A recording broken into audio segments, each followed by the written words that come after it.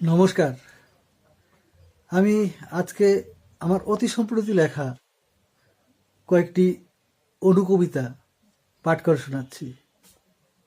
আমার প্রথমটি, কোন পথে যাব, যেখানে এসে সব পথ মিশেছে একত্রে, আর সেইখানেই আমার বিভ্রান্তি, আমি এখন ঠিক কোন পথে যাব। আমার দ্বিতীয়টি, ক্ষমা করে দিও, হয়তোবা ভালোবেসে ভুলই করেছিলাম একদিন, যদি পারো তো ক্ষমা করে দিও। আমার তৃতীয়টি, কোকিল ডাকা ভোরে, বসন্তের ওই কোকিল ডাকা ভোরে, দেখো পলাশ শিমুল ফুটছে থরে থরে।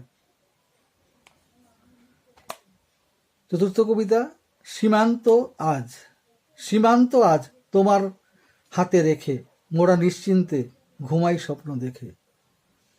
এটা ভারতীয় সেনাবাহিনীর প্রতি উৎসর্গীকৃত।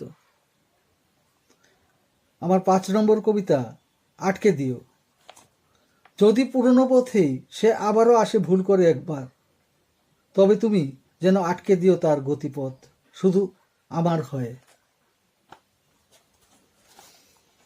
আমার ষষ্ঠটি, জাগছে আশা, জাগছে আশা, বাজবে ভাষা, 21-এর ওই দেশে, কৃষ্ণচূড়ার ফুলগুলো সব গাইছে মিষ্টি হেসে। এটা বাংলাদেশের বর্তমান অবস্থায় লেখা। আমার সপ্তম কবিতা, ধূসর হলো, সবুজ পাহাড় ধূসর হলো, দেখছো বসে সবে, দানব যেদিন ধরবে তোমায় বুঝবে মজা শেষে। এটা বন ধ্বংসের পরিণতি এবং তার বিরুদ্ধে। 8 নম্বর কবিতা, স্বপ্ন দেখি না, আমি এখন আর স্বপ্ন দেখি না আগের মতো, এমনকি বিনিদ্র রাতেও নয়। নবম কবিতা, পাইনি আজও, আকাশ জুড়ে উঠছে ঘুড়ি, হাজার রকম কত, খুঁজছি যে রং পাইনি আজও আমার মনের মতো।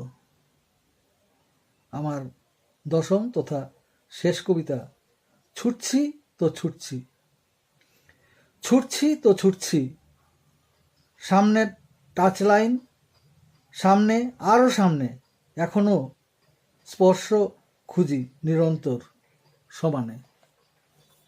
অনেক ধন্যবাদ।